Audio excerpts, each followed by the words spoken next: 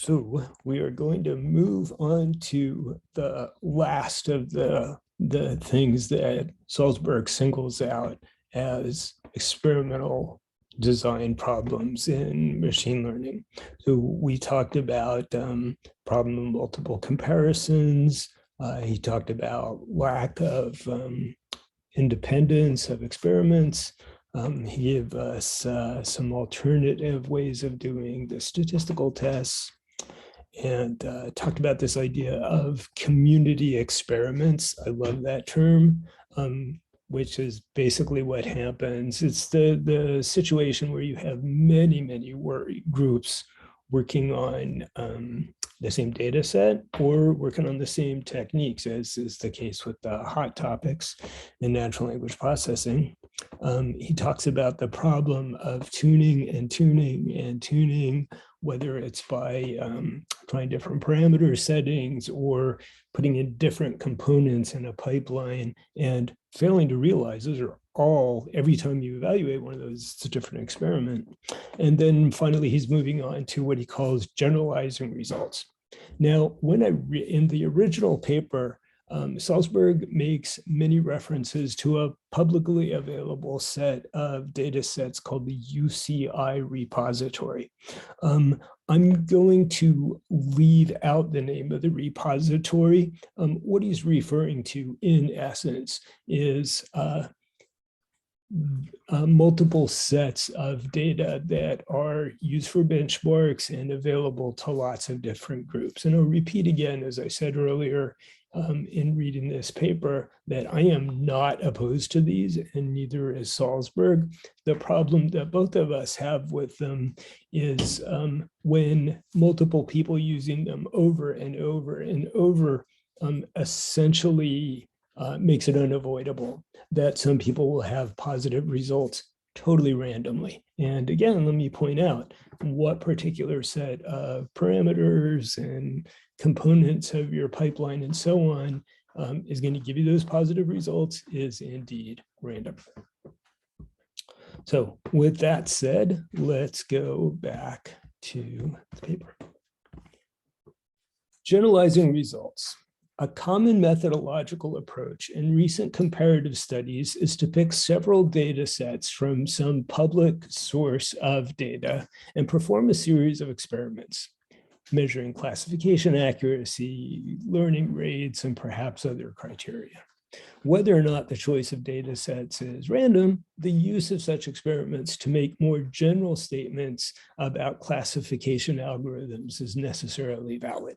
So where could be an equivalent for this in natural language processing? One equivalent would be certainly the fact that we have an enormous number of shared data sets that are used very frequently in papers in our community. There's the whole set of data sets from the muck shared tasks, from the biocreative shared tasks, from many other shared tasks. You could think of all of those as a single population of data sets, or you could think of, say, all of the muck data sets as a population of data sets, all of the biocreative shared task data sets as a population of data sets. With that in mind, in fact, if one draws samples from a population to conduct an experiment, any inferences one makes can only be applied to the original population, which in this case means the set of publicly shared data sets that we all bang on over and over in natural language processing. It is not valid to make general statements about other data sets.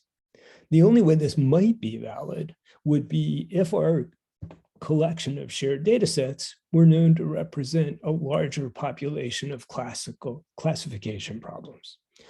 In fact, though, says Salzberg, as argued persuasively by Holt 1993 and others, at least some collections of data sets are very limited samples of problems, many of which are quite easy for a classifier.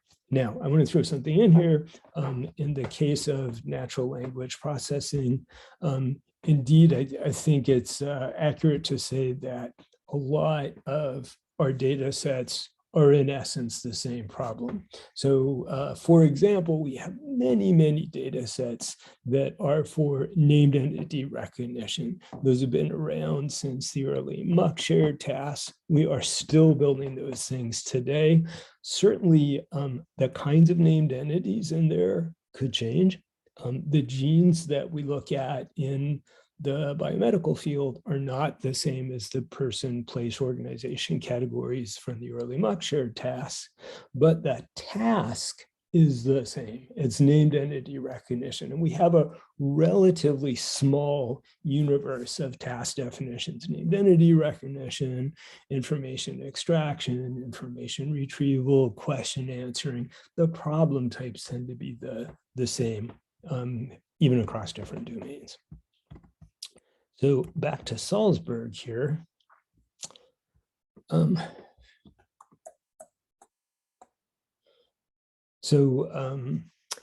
One draws samples from a population to conduct an experiment. Any inferences one makes can only be applied to the original population, which in this case means our publicly shared set of data sets. It is not valid to make general statements about other data sets.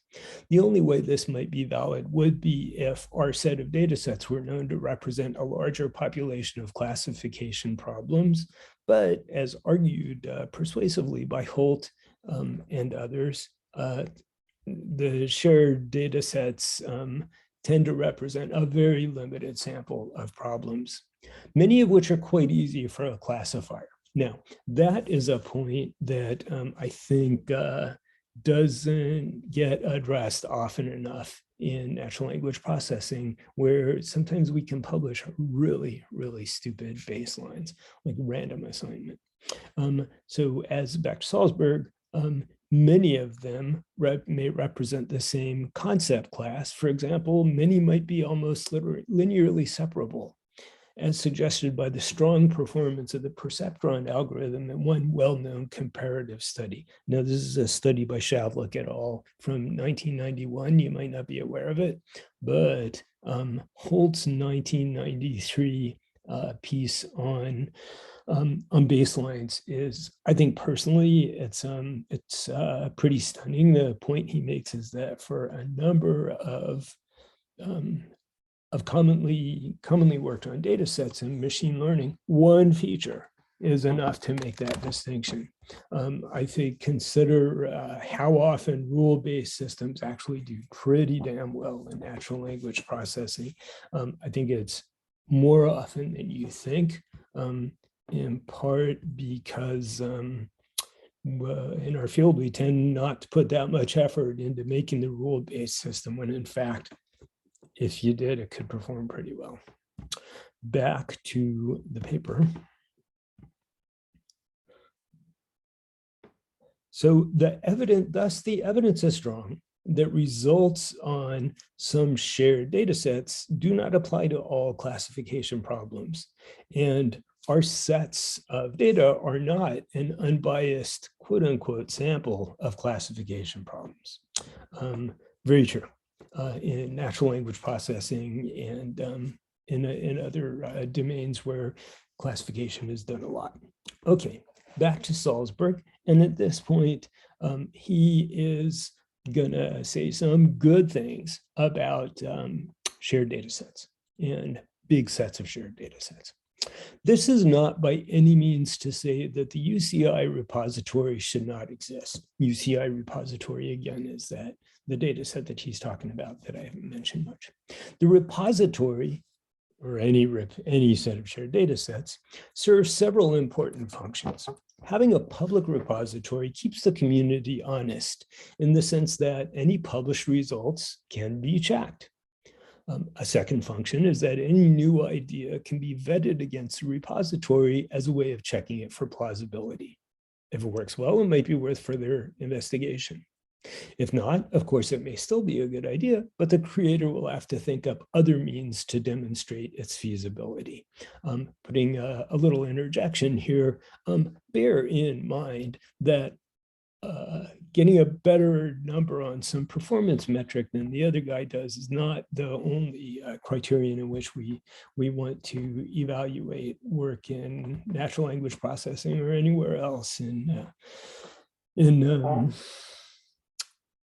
classification. So other very relevant evaluation questions could be how much compute time, how much memory, how many computing resources overall do you need? If you have a technique that can only be done by people who own as much computing power as Google does, then you can make a pretty strong argument that a technique that maybe gets 1 point less of F measure on some standard benchmark data set, but can be trained on the kinds of machines that any of us might have in our labs, that's arguably a better system based on its feasibility. Back to Salzberg.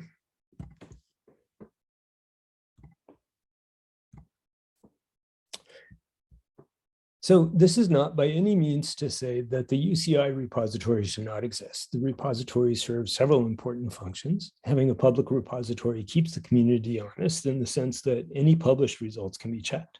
A second function is that any new idea can be vetted against a repository as a way of checking it for plausibility. If it works well, it might be worth further investigation. If not, of course, it may still be a good idea, but the creator will have to think up other means to demonstrate its feasibility. Now, the dangers of repeated reuse of the same data should spur the research community to continually enlarge the repository, so that over time, it will become more representative of classification problems in general. In addition, the use of artificial data should always be considered as a way to test more precisely the strengths and weaknesses of a new algorithm. The data mining community must likewise be vigilant not to come to rely too heavily on any standard set of databases, or in the case of natural language processing, on any standard set of benchmark data sets. Okay, back to Salzberg. There is a second related problem with making broad statements based on results from a common set of shared data.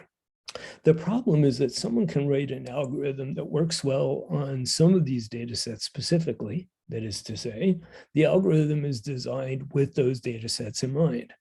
If researchers become familiar with the data sets, they are likely to be biased when developing new algorithms, even if they do not consciously attempt to tailor their algorithms to the data. Keyword in there, consciously.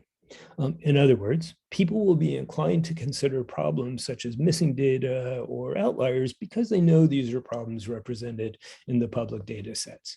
Or to put this in natural language processing terms, if you know that some particular syntactic phenomenon exists in the Wall Street Journal, that might be where you choose to focus your attention, which is not a bad thing unless you fail to realize that you are really tuning your approach to this particular data set. And it would be therefore pretty inaccurate to say, based on improved performance on the Wall Street Journal data set, that you're going to have improved performance across any set of parsing problems. Back to Salzberg. So people may be inclined to consider specific problems that they know are represented in these publicly available data sets.